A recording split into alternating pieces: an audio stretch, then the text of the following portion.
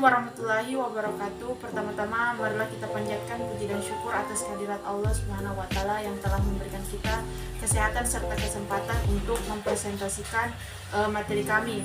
Baiklah, perkenalkan saya Hasnur Baiti selaku moderator dan di samping kanan saya ada saudari Caira sebagai pemateri. Baiklah teman-teman, untuk mempersingkat waktu ada baiknya saya mempersilahkan saudari Caira untuk membacakan materi yang pertama. Baik, terima kasih kepada moderator. Pertama itu lingkungan pelaporan keuangan dan analisis.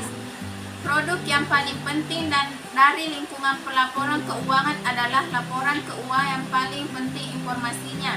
Informasi dalam laporan keuangan dinilai relatif berdasarkan kebutuhan informasi dari penggunanya dan sumber informasi alternatif seperti data ekonomi dan industri, laporan analisis dan pengungkapan manajer. Beberapa kategori laporan keuangan wajib. Yang pertama, laporan keuangan. Yang kedua, pengumuman laba. Adapun faktor yang mempengaruhi laporan keuangan wajib. Yang pertama, standar pelaporan keuangan. GAAP merupakan kumpulan standar pengumuman pendapat, interpretasi dan penpaduan praktik yang dianut oleh negara Amerika Serikat. Penetapan standar akuntansi di Amerika berbeda dengan negara lain, yang mana merupakan tanggung jawab dari pihak swasta berdasar dengan profesi akuntan sebagai pihak profesi dan badan pengatur. Yang kedua, manajer, pihak yang paling bertanggung jawab atas laporan keuangan yang wajar dan akurat adalah manajer. Manajer memiliki kontrol utama atas integrasi sistem akuntansi dan catatan keuangan yang digunakan untuk membuat laporan keuangan.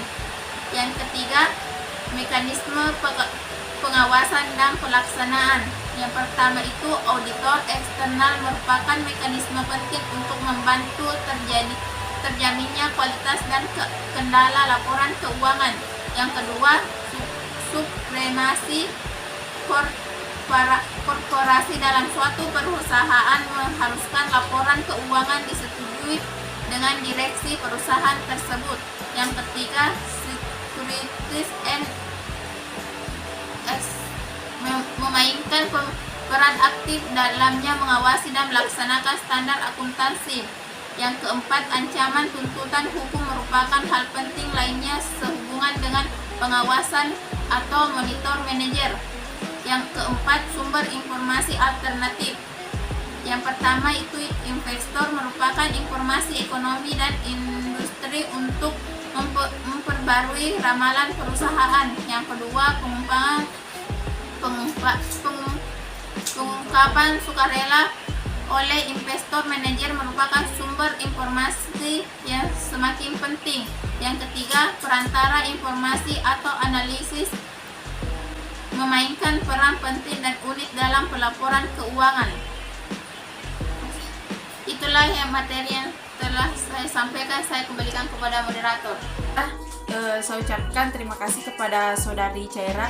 Selanjutnya saya akan melanjutkan materi yang telah dipaparkan oleh saudari Caira, yaitu prinsip-prinsip yang mendasari penyusunan laporan keuangan. Yang pertama, akuntansi akrual.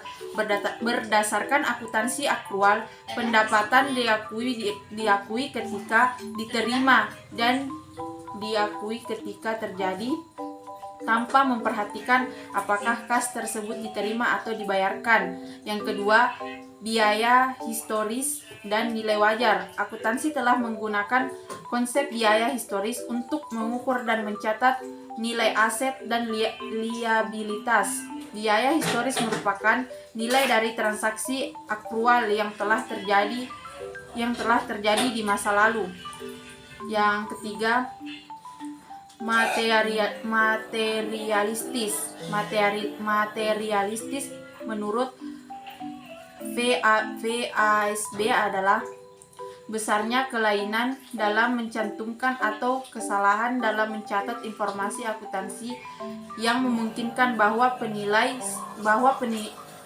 seseorang yang wajar tergantung pada informasi tersebut akan menjadi berubah. Selanjutnya, pentingnya analisis akuntansi serta teknik-tekniknya. Pentingnya analisis akuntansi. Analisis akuntansi merupakan proses yang digunakan analisis untuk mengidentifikasi dan menilai distorsi akuntansi dalam laporan keuangan perusahaan. Selain itu, analisis keuangan bisa digunakan untuk melihat kelemahan dari periode ke periode berikutnya, atau bisa dilihat sebelumnya agar terlihat apakah perusahaan tersebut berada di atas, sama atau di bawah rata-rata. Selanjutnya yaitu teknik analisis akuntansi. Di sini tuh ada 8. Yang pertama laporan komparatif, dan yang kedua komparasi laporan penghasilan, ketiga neraca komparatif, keempat analisis akan membuka sesi tanya jawab. Untuk teman-teman yang ingin bertanya silahkan komen di kolom komentar. Selanjutnya yaitu sesi penutup. Itulah tadi pemaparan materi yang telah kami sampaikan. Kurang dan lebihnya mohon dimaafkan. Wassalamualaikum warahmatullahi wabarakatuh.